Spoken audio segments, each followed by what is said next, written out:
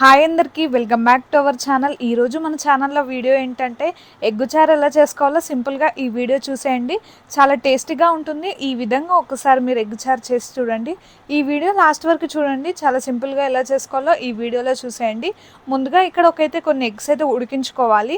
ఆ తర్వాత ఇలా హోల్స్ చేసుకుంటే కొంచెం ఉప్పు కారం అనేది ఎగ్గుకు పడుతుంది కాబట్టి టేస్ట్ అనేది చాలా బాగుంటుంది. అలాగే ఒక ప్యాన్ పెట్టుకొని ఒక 2 టేబుల్ స్పూన్లు ఆయిల్ వేసి ఆవాలు జీలకర్ర అయితే వేసుకోవాలి. అలాగే ముందుగా కట్ చేసి పెట్టుకున్న 4 పచ్చిమిర్చి అయితే వేసుకోవాలి. ముందుగానే ఒక గిన్నెలో చింతరసం అయితే తీసుకోవాలి. మీ టేస్ట్కి సరిపడా పులుపుకు సరిపడా అయితే చింతరసం అయితే తీసుకోవాలి. అలాగే ఒక ఉల్లిగడ్డ అయితే కట్ చేసుకోవాలి. కొంచెం ఫ్రెష్గా దంచి పెట్టుకున్న అల్లం వెల్లుల్లి పేస్ట్ అయితే వేసుకోవాలి. స్టవ్ లో ఫ్లేమ్లో పెట్టుకొని అయితే మంచిగా వేయించుకోవాలి. ఆ తర్వాత చిటికెడు మెంతి పొడి వేసుకుంటే టేస్ట్ అనేది చాలా బాగుంటుంది. 1 టేబుల్ స్పూన్ పసుపు అయితే వేసుకోవాలి. ఇవన్నీ వేసుకొని లో ఫ్లేమ్లో ఫ్రై చేసుకోవాలి. చాలా సింపుల్గా చేసుకోవచ్చు ఇంట్లోనే ఎగ్గు చారు. ముందుగా మనం ఉడికించుకొని పొట్టు తీసుకున్న కోడిగుడ్లను అయితే ఇలా వేసుకొని ఫ్రై చేసుకోవాలి. ఇక్కడ మనం ముందే ఫ్రై చేసుకోవాల్సిన అవసరం లేదు, పోపులోనే డైరెక్ట్ ఫ్రై చేసుకుంటే సరిపోతుంది. అలాగే కొన్ని కరివేపాకులు వేసుకోవాలి.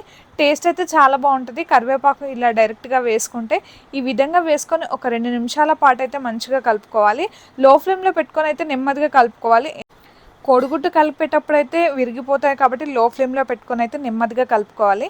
అదేవిధంగా 4 టేబుల్ స్పూన్ల కారం అయితే వేసుకోవాలి. మీ టేస్ట్కి సరిపడా కారం అయితే వేసుకోండి, మరీ ఎక్కువగా వేసుకోకూడదు. అలాగే 2 టేబుల్ స్పూన్ల సాల్ట్ అయితే వేసుకోవాలి. ఇక్కడైతే దొడ్డుప్పు వేసుకున్నాను. మీ దగ్గర సన్నపప్పు ఉంటే సన్నపప్పు వేసుకోండి, సరిపోతుంది.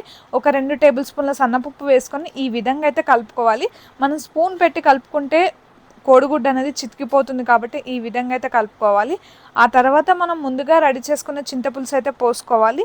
ఈ వీడియోలో చూపిస్తున్నట్టు మీరు కూడా ట్రై చేయండి. అలాగే మన ఛానల్ని కొత్తగా చూస్తున్న వాళ్ళు వెంటనే మన ఛానల్ అయితే సబ్స్క్రైబ్ చేసుకోండి. మన ఛానల్లో ఉన్న వీడియోస్ అన్నీ మీరు అందరు తప్పకుండా చూడండి. ఇలా కొంచెంసేపు మరిగించుకుంటే సరిపోతుంది. లాస్ట్లో కొంచెం నువ్వుల పొడి అయితే వేసుకోవాలి. అలాగే ధనియాల పొడి ఉన్న వాళ్ళు వేసుకోవచ్చు, లేదంటే కొత్తిమీర ఆకు వేసుకుంటే సరిపోతుంది. లాస్ట్లో 10 నిమిషాలలో అయితే ఎగ్ చారు అయితే రెడీ చేసుకోవచ్చు.